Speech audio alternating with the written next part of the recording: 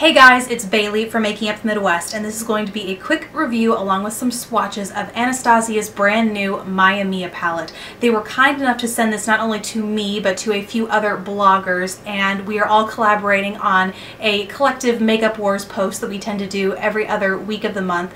This week they sent us this palette so that we could create any kind of look we wanted. One of the first things that everyone always asks for when a new palette comes out are looks and tutorials and demos and all that stuff. So I wanted to create this video to let you know my thoughts on it, give you a sneak peek into the swatches, my thoughts on their performance, but then you will be able to find a link in the info bar below where you can see not only 2 looks that I have created, including this one, but also a ton of others that other fantastic beauty bloggers have created as well. So if you want to see all that, please continue watching.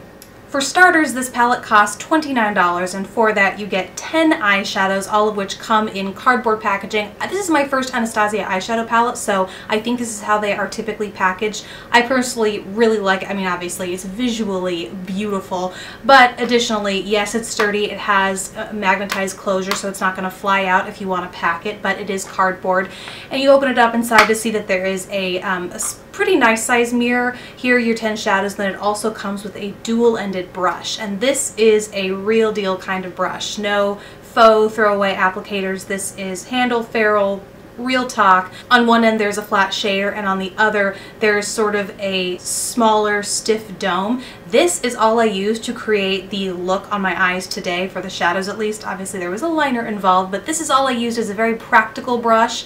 It definitely comes in handy when actually using these shadows. Speaking of shadows, this is a great mix of neutrals and colors. The top row consists mostly of neutrals and mostly of matte neutrals. There is this vanilla on the one end, has a little bit of shimmer in it. It's more of a satin, I would say, nothing too dense and sparkly. Then on the bottom it gets really fun with some nice colors like aqua, that is a shimmer, fresh peach, which is a really vibrant peach, glisten, a gorgeous shimmery kind of copper that turns metallic when you use it wet, because all of these can be used both wet and dry. Again, I did do 2 different looks. One, the one I'm wearing right now, I did wet, and then another I did dry. And then on the end here is gold bar, and I would say this is obviously more of a green gold. I would honestly call it more of a lime green over a gold, and it is, again, shimmery as well. Together it looks like it creates an overwhelmingly warm palette, but I have to say that even on my skin that has pretty heavy neutral undertones, it still flattered it really nicely. Even this really super warm sienna up here that looks almost bricky red really flatters when it's on. Given that this is my first Anastasia eyeshadow palette, I'm really impressed with the way each of these shadows performed, especially the mattes. There are a ton of great shimmers out there, and these are among them, but the mattes in particular are very smooth. They're not chalky in the least. They don't apply patchy at all, and when they're applied wet, they perform really nicely as well, and that's really hard to come by in mattes, I think. And I think what a lot of people will really appreciate about this palette is that there are so many different looks you can create between the neutrals and the colors involved.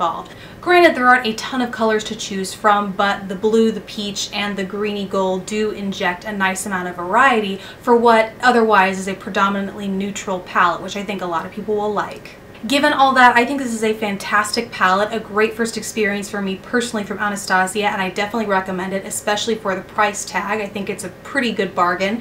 Don't forget to go to the blog post linked below to check out how I got this look, as well as one other slightly colorful one, along with those from all the rest of the bloggers participating in this Makeup Wars. Thank you guys so much for watching. I hope you enjoyed this review. Please don't forget to subscribe if you haven't already, and I will see you in my next video. Bye!